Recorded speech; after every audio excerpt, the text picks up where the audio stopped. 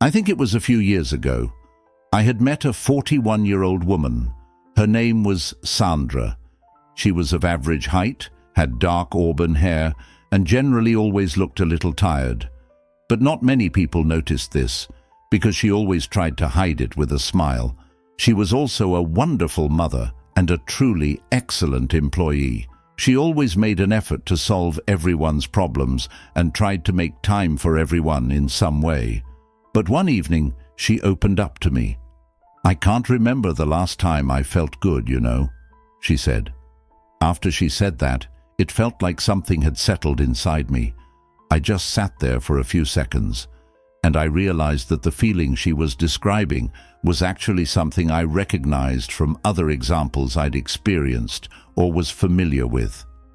Here, I want to ask you something honestly. What's the first thought that comes to your mind when you wake up in the morning? What will you do today, or how will you feel today? Actually, many women never ask themselves this question because they haven't yet fully realized that they actually need to set aside time just to ask that question. Especially because they get lost in the hustle and bustle of the day, constantly busy with others' needs or never-ending tasks. Actually, the things I'll be discussing in this video are exactly about this, because as you know, peace of mind isn't something that just happens by chance, and neither is happiness. Both are the result of certain conscious choices. Of course, no one ever taught us how to make these choices, because many people around us simply aren't aware of the importance of this or the details of how to do it.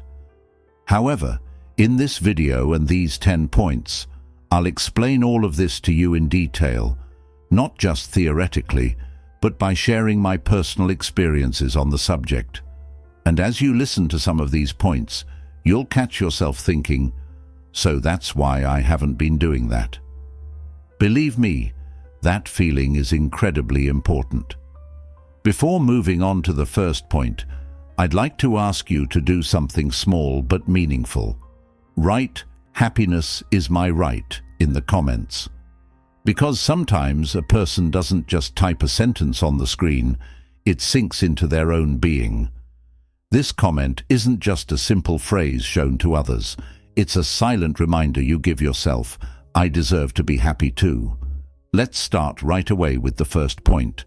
1. Be aware of whom you let into your mind, because the voices inside you are not without owners. For example, consider this. How many of the thoughts that crossed your mind today were truly your own? Especially, of course, when you wake up in the morning and immediately reach for your phone. A post someone shared, a comment, a piece of news. Then there are work, expectations, unfinished conversations, and perhaps even all those various voices filling your head at night that you're not even aware of. So your mind is never truly empty. But here's the question. Did you intentionally bring this chaos into your life? Or did the flow of life create this situation without you even realizing it? Here's the reality. The mind is like a house. You're the one who opens the door, but you generally don't pay much attention to who you let in. A detailed study conducted at Harvard University clearly demonstrated that people spend approximately 47% of their day with their minds elsewhere. Think about it, almost half of it. And the same study also showed us this. The people whose minds wander the most tend to rank lower on the happiness scale.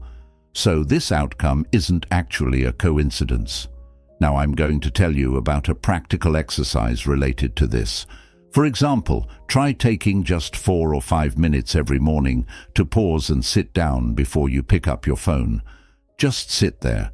Make a clear decision about what you want to let into your mind today. Of course, what I'm talking about isn't actually a meditation session or anything like that. It's entirely up to you.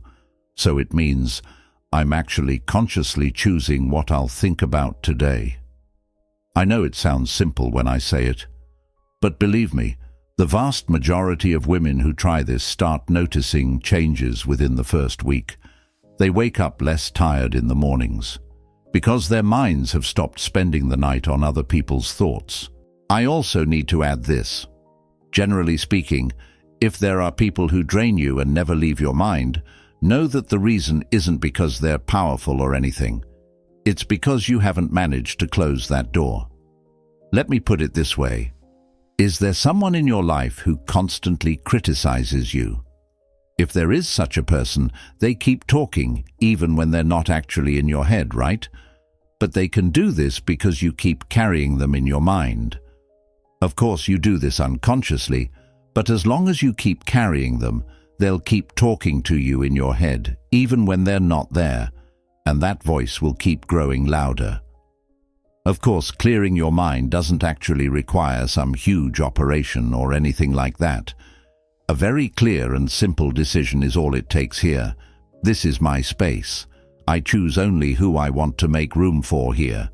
You can make this decision today, right now. You don't have to put it off until tomorrow. By the way, liking the video and subscribing to the channel means a lot to me. If what I've shared has been even a little helpful to you, you can support the video reaching more people by tapping the like button. Sometimes, even a small gesture like this makes a big difference in ensuring the content reaches the right people. 2. Step back from the digital world, but think of it not as a restriction, but as a valuable space you've set aside for yourself. I think it was about 8 or 9 months ago. I had a long conversation with a 34-year-old woman. Her name was Maya. She was quite slender, generally spoke quickly, and loved organizing everything meticulously. For example, she'd wake up at 6 in the morning and keep working until midnight. It actually seemed like she had a very productive life. However, one day she made this confession to me. I feel like I'm missing out on something every day, but I don't really know what I'm missing, she said. These words he mentioned might sound a little familiar to you. Research actually shows that when daily social media use exceeds 3 hours, feelings of anxiety and inadequacy rise very significantly. Of course, 3 hours might seem like a short time, but it actually amounts to nearly 45 days a year. So just think about it. 45 days spent looking at other people's lives. I immediately told Maya, for 1 week, I said, don't look at a screen after 8 o'clock at night, just for 1 week. The first 2 days were really tough for her. She had to go to sleep feeling like she was missing out on everything. On the 3rd day, she read a book in the evening. On the 4th day, she went to bed early and woke up feeling more rested in the morning. And by the end of the 7th day, she told me, I've never felt this calm in my life. Of course, the term digital detox might sound like a very different, grand concept. But in essence, it's a very simple thing, remembering that you don't need a screen to reconnect with yourself. So how can you put this into practice? For example, you could start by placing your phone somewhere outside the bedroom while it's charging. Or you could avoid screens for the first 30 minutes in the morning, and especially the last 30 minutes at night. Of course, these small limits can turn into a great sense of freedom over time. Being selective is key here. That is, which apps make you feel better when you open them, and which ones make you feel worse. By making this distinction, you need to honestly ask yourself this question and answer it. And based on that, you need to limit or remove some of them. Also, I'm not talking about completely giving up social media here. First, I wanted you to know this. The news feed will, of course, continue endlessly, and posts will never stop. And even when you turn off the screen, the world keeps turning. That's perfectly normal. Because at that moment, you'll continue to truly exist without the screen. Ultimately, what we call a digital detox isn't a sacrifice. It's one of the most valuable gifts you can give yourself. This way, your mind will remember to breathe more often. And as you know, a mind that doesn't breathe cannot produce peace. 3. Simplify your expectations. Most disappointment stems not from reality but from expectations. To give an example, think about the last major disappointment you experienced. Was it truly unexpected, or were there actually signs you just didn't want to see? Of course, most disappointments aren't sudden. they build up. And almost every time the same thing is at play, an unspoken expectation. The other person didn't know what you were expecting, or they knew but couldn't meet it, or you were expecting something that couldn't be met, but you didn't admit it to yourself. Managing expectations isn't about becoming emotionless. Quite the opposite. It's about being honest with yourself. Imagine this, for example, when you do something for someone and in return you silently expect something, and when that expectation isn't met, it stings inside. That's your problem. I know that sounds harsh, but it's the truth. Because that person didn't know what you were expecting. You didn't say it. You just had hope, and hopes aren't contracts. Let's take a moment to reflect. How many relationships, friendships, and opportunities have you lost because of this? Not because you didn't say it, but because you expected it. Because you waited silently, patiently, hoping they'd understand. The person across from you isn't a fortune teller. And no matter how well-intentioned you are, an unspoken expectation hangs in the air until it falls and shatters.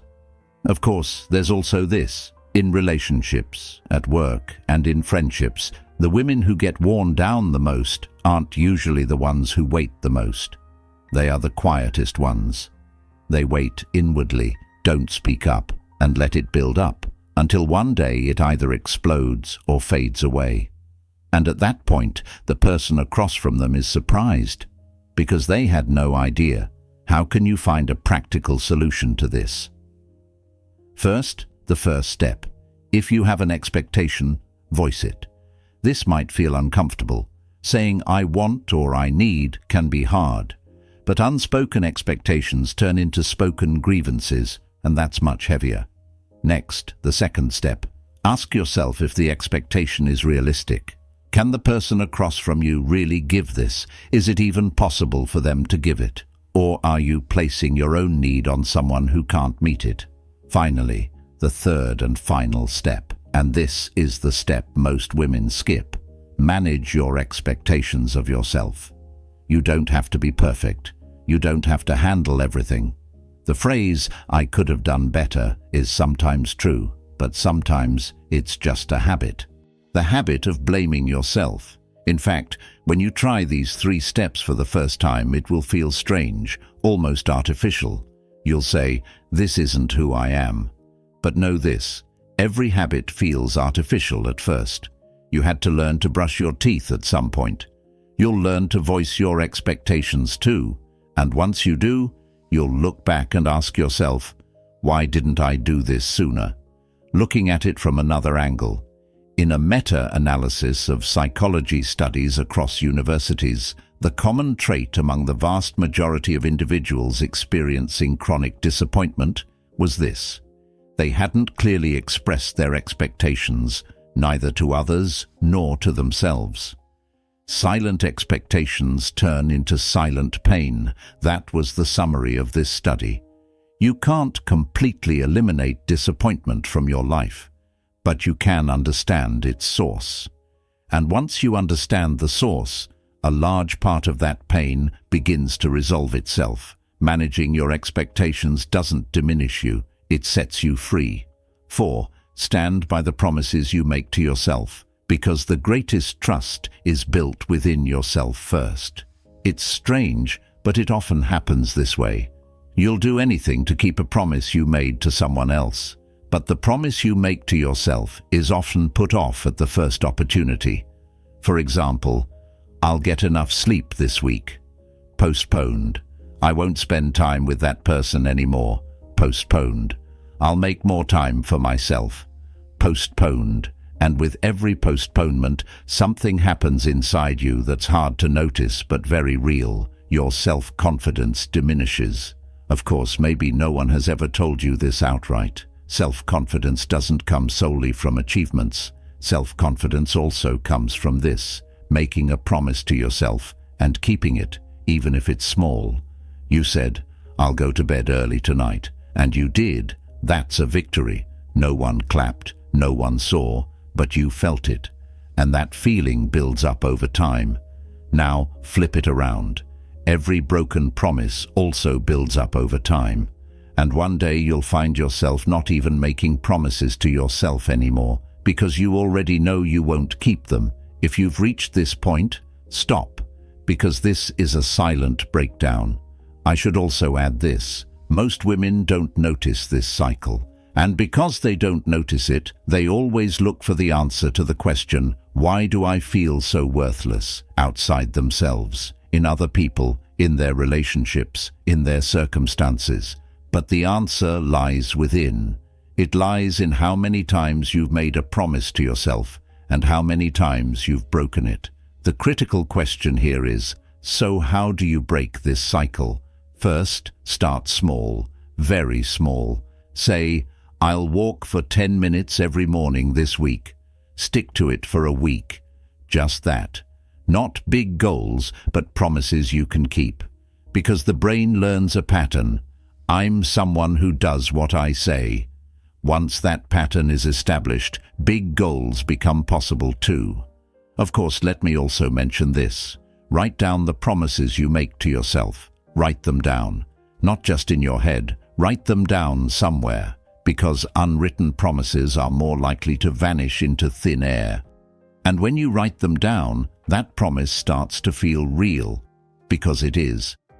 Additionally, a behavioral psychology study conducted in the US revealed this. Individuals who put their goals in writing were over 40% more successful in achieving those goals compared to those who simply kept them in their minds. 40%, just by writing them down. It may seem like a small habit, but it's a huge signal to the brain. The "this is real" signal. Rest assured, a woman who keeps her promises to herself no longer depends on others. She doesn't seek approval because she's already earned her own. This difference is enormous, and it shows on the outside. It shows in how she walks, how she speaks, how she stands. The bottom line, betraying yourself doesn't always happen in big ways. It happens through quiet compromises. It happens by saying, oh well, I'll let this one slide. And every oh well makes the next one easier. Be honest with yourself. If you make a promise, keep it. If you can't keep it, don't make it. The balance between these two is, in fact, self-respect itself. 5. Pay attention to what you invest your energy in, because not every issue deserves a place in your inner world. To give an example, if someone asked you one day, what did you spend the most energy on this week? What would your answer be? Of course, you'd probably have to think about it, because most women don't track this at all. Energy goes. Work, relationships, social media, past arguments, apologies that will never come, an endless to-do list, and the day ends. Tired, empty, restless. But we need to ask, did that energy go to places that truly deserved it? In essence, energy is like money. It's limited. And just like money, if you don't track where it's spent, it runs out without you even realizing it. What's more, the most dangerous expenses aren't the big ones. They're the small, invisible leaks. 5 minutes of complaining every day, 10 minutes of pointless arguments every day, half an hour of pointless worry every day. These add up, and they quietly drain the reserve that keeps you going. Of course, there's another aspect to this. The things that drain your energy the most are often the ones that seem the most innocent. That unfinished conversation, the one you said, we'll talk about it someday, but never did. That unspoken hurt, that small, smoldering anger in the corner of your mind. These aren't major events, but they're always there, and they're constantly burning through your fuel, like tabs left open in the background of your mind. You don't see them, but they're slowing down the system. The most explosive part of this is that research in neurology shows the brain reacts about 5 times more strongly to negative stimuli than to positive ones. So, a single negative conversation can easily wipe out the energy created by 5 positive ones. This isn't your weakness, it's biology. But understanding biology means you don't have to surrender to it. Now let's see how to apply this in daily life. Take a piece of paper tonight. Draw two columns. Label one energy-giving and the other energy-draining. Place every significant activity, relationship and conversation from this week into those columns. Then take a look. Which column is fuller? Which names keep showing up on the draining side? Which habits are draining you?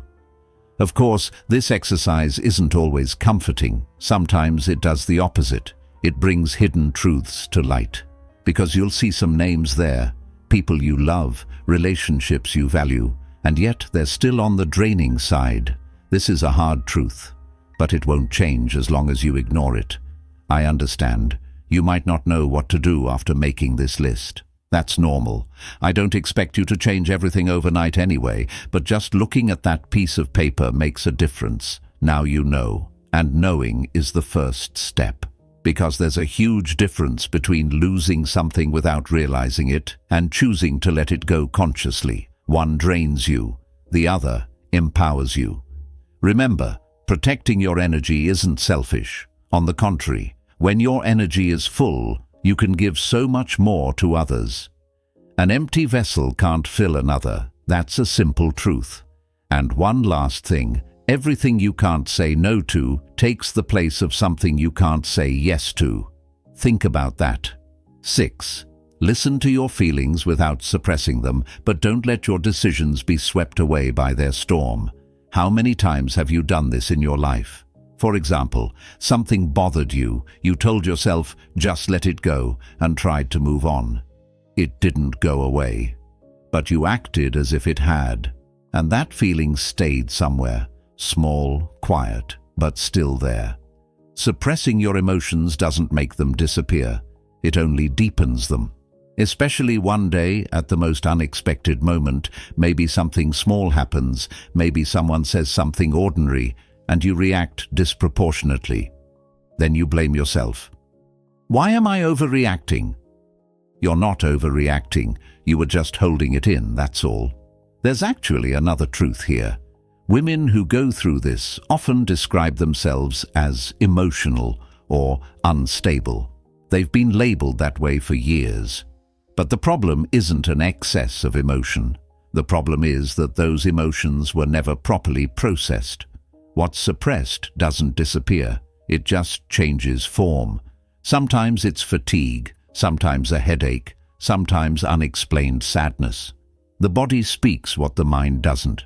But there's one more thing we mustn't overlook here. Letting your emotions out doesn't mean letting them take control.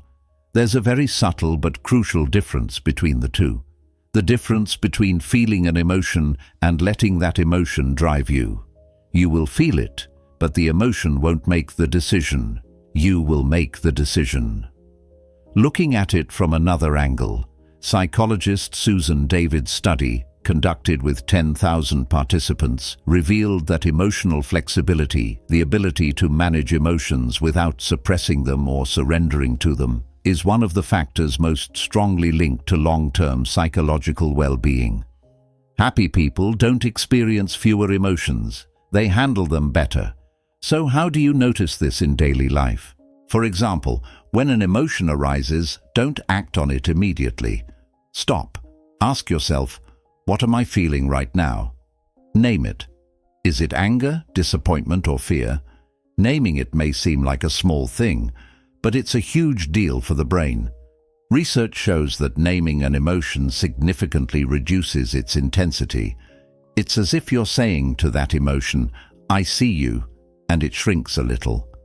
Then quietly ask yourself, what is this feeling signaling to me? Because emotions are messages.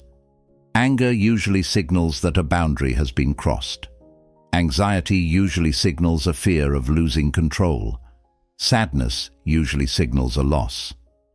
Once you understand the message, you don't have to control the emotion, because the job is done.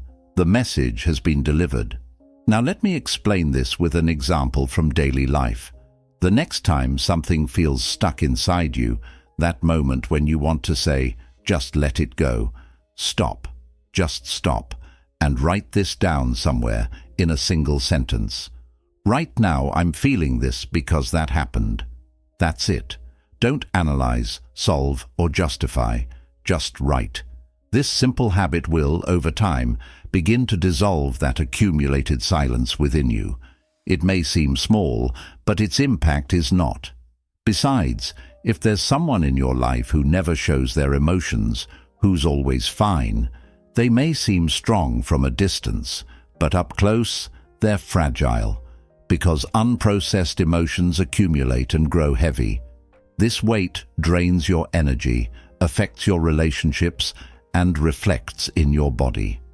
Never forget this. Leading your emotions isn't about denying them. It's about recognizing them, carrying them, and letting them go when the time comes. And this skill isn't innate, it's learned. 7. Look closely at your relationships. Distinguish between those who empower you and those who drain you. Last year, I met a 47-year-old woman. Her name was Caroline. She had a wide social circle, somewhere every weekend, something with someone every evening.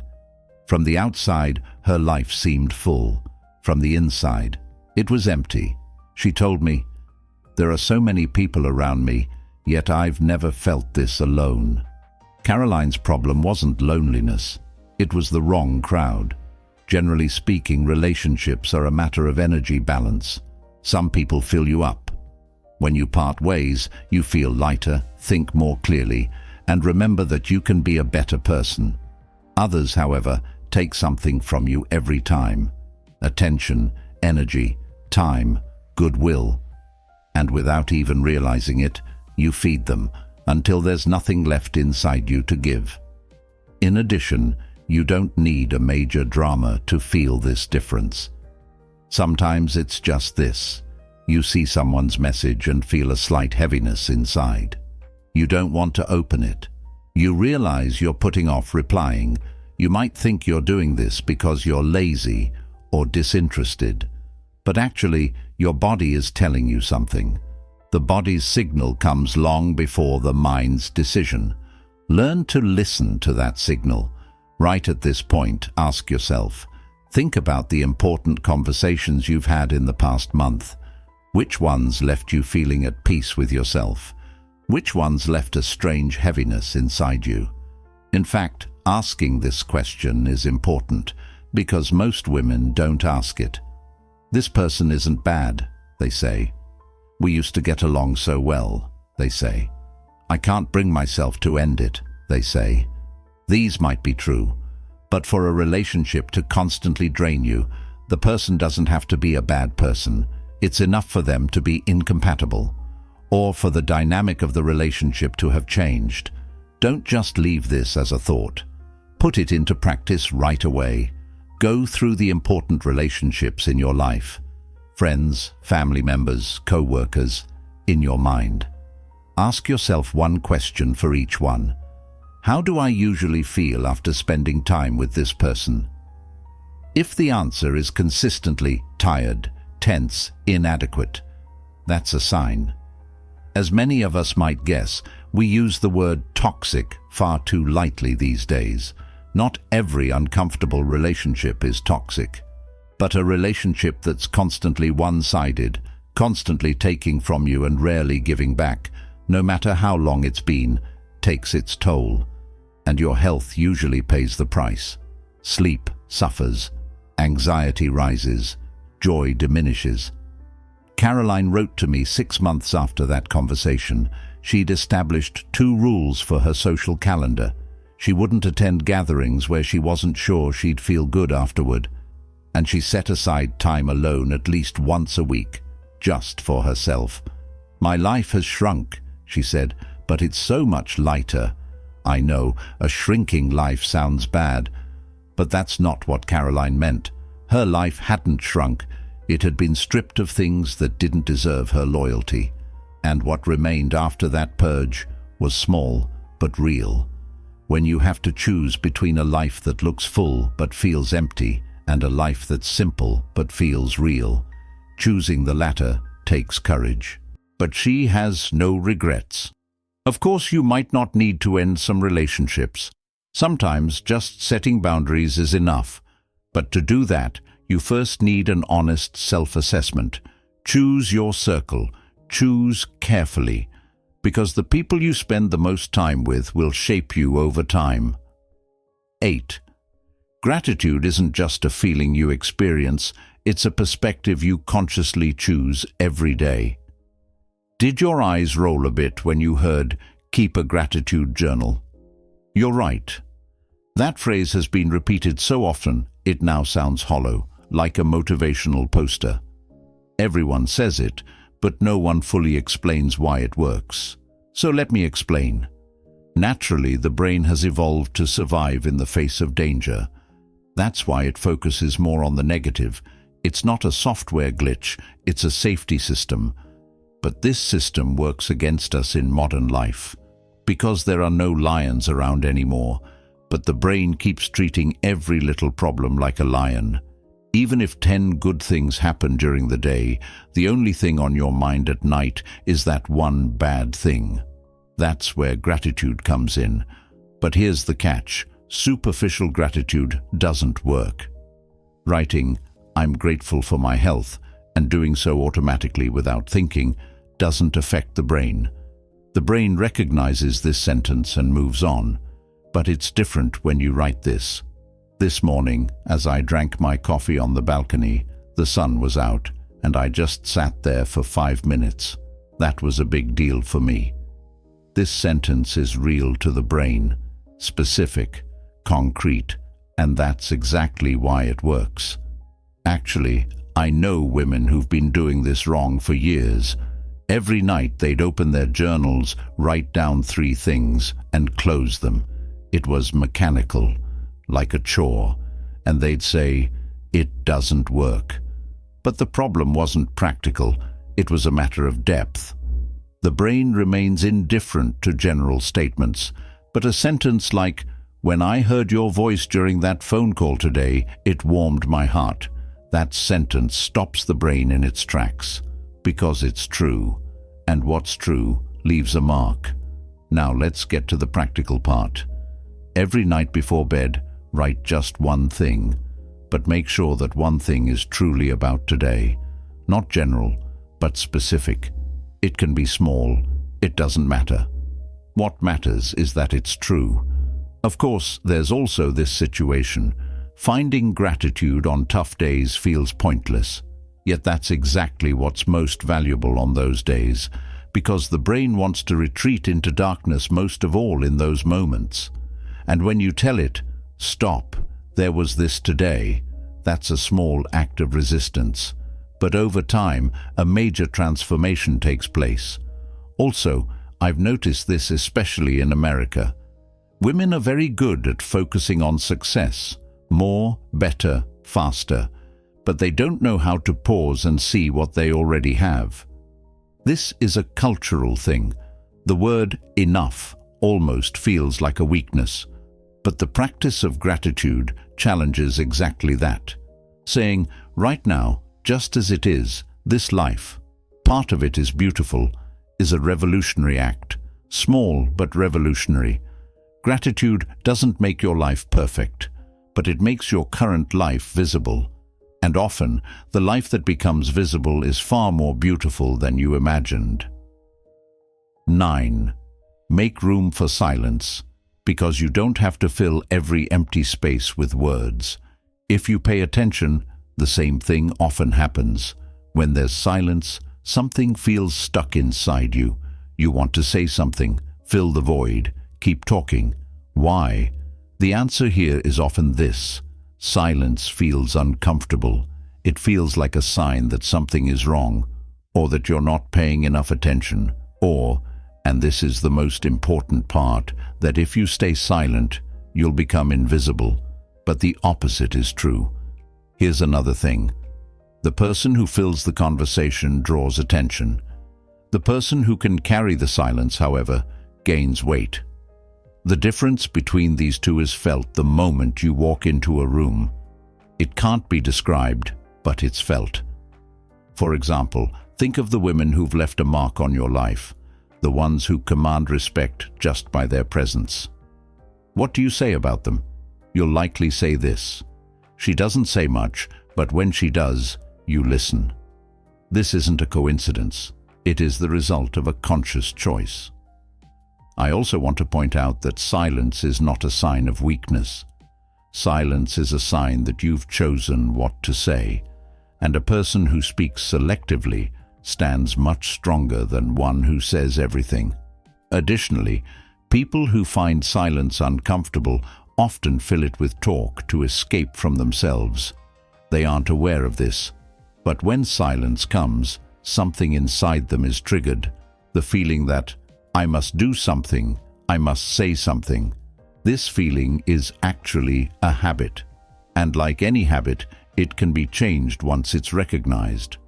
Learning to sit in silence without filling it or running from it is a sign of maturity in and of itself. The next time you have an important conversation, don't rush. Leave a 2-second pause before responding. Sometimes the most powerful sentence comes after that silence. Just 2 seconds. This gives you two things. First, the chance to choose what to say.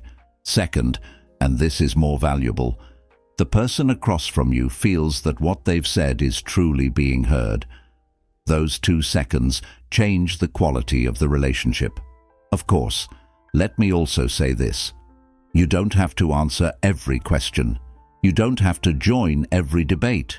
You don't have to explain yourself for every criticism. No is a sentence, but staying silent is sometimes the strongest response. Especially, think of the woman who over-explains herself. She justifies every decision, every choice, every move. This looks like defensiveness, and defensiveness is one of the clearest signs of insecurity. Don't explain yourself unless asked. This rule makes your life much simpler. Remember, silence also creates space for listening, and a person who truly listens, not just to prepare a response but to understand, is very rare. Being one of those rare people sets you apart from the crowd, quietly but permanently. Ultimately, communication research reveals something interesting. When people evaluate a conversation, they mostly remember not what the other person said, but how heard they felt. In other words, being a good speaker isn't measured by how much you say, it's measured by how well you truly listen, and listening begins with silence. 10. Striving for perfection won't protect you. More often than not, it keeps you stuck where you are. Tell me this, how many unfinished things are there in your life? Things you haven't started, things you've put off, things you've said, I'm not ready yet. Count them. Now be honest. Is it because you're truly not ready, or because you're afraid it won't turn out good enough? Of course, normally, perfectionism often looks like high standards. It isn't. Perfectionism is a defense mechanism. It's based on the logic that, if I do it perfectly, I can't be criticized. But this logic is a trap, because perfect never comes. And since it never comes, neither does the start. Let me add this. Perfectionism often begins in childhood. A child who hears, "You could have done better," instead of "You did great," eventually learns, being good enough isn't enough. And this belief carries over into adulthood, into work, relationships, and how we view our own bodies. Without even realizing it, the phrase, "I'm not ready yet," actually becomes a polite version of "I'm not good enough." Recognizing this difference is the first step toward breaking that cycle. Recent studies show that a high tendency toward perfectionism is directly linked to procrastination. So here's the paradox. The person who wants to do everything perfectly often ends up doing nothing at all. The person with the highest standards is sometimes the one who makes the least progress. Think about this. Which of the things in your life that you've done good enough actually makes you truly happy? And which of the things you've put off because you're waiting to make them perfect is still sitting there, waiting? What's the difference between them? The first one exists. The second doesn't exist. What exists is real, even if it's not perfect. What doesn't exist, no matter how perfectly designed, simply isn't there. And what doesn't exist adds nothing to your life. I also want to point out that when you first apply this 80% rule, something inside you will resist. You'll say, "But it's not quite there yet." That feeling is the voice of perfectionism. Recognize it, name it, and then take that step anyway, because that voice isn't there to protect you, it's there to stop you. Once you've felt the difference between the two, you'll never believe that voice the same way again. Moreover, mistakes don't set you back. Inaction does. Even a wrong step moves you one step forward because now you know what's there. The step you never take, however, leaves you right where you are. Never forget that letting go of perfectionism isn't about lowering your standards. It's about giving yourself permission to enter your own life. And that permission, believe me, sets you free far more than that perfect moment you've been waiting for. As a very brief summary after these 10 points I've mentioned, I can add this. If a small awareness has formed within you, meaning perhaps you thought, "This is the point I was missing," or "So that's why some things aren't changing completely," or "I haven't been able to fully grasp happiness," believe me, never underestimate that voice. Because as you know, sometimes the most accurate answer comes from that first quiet feeling rising within you. And of course, what we call peace doesn't actually begin with a major transformation. It emerges as the result of small, conscious, and equally determined choices. Do you remember Sandra, the woman I mentioned at the beginning, who couldn't recall the last time she felt good? I ran into her again years later. That same weariness was gone from her face. "What changed?" I asked. She smiled and said, "I gave myself permission. That's all. Now it's your turn." If you found this video helpful, think of a friend. They might need it. Share it. If this video touched you even a little, leaving a like and subscribing to the channel would mean the world to me. Because here, we're not just watching videos, we're trying to understand ourselves a bit better, grow stronger, and look at our lives from a more mindful perspective. Don't put off taking care of yourself, because change often doesn't start with big decisions. It begins with a small but real step you take for yourself today. Every morning gives you a chance to start anew, but it's up to you to seize that opportunity. See you in the next video. And remember, don't look outside yourself for the power to change your life. That power is already within you. Now is the time to remember it.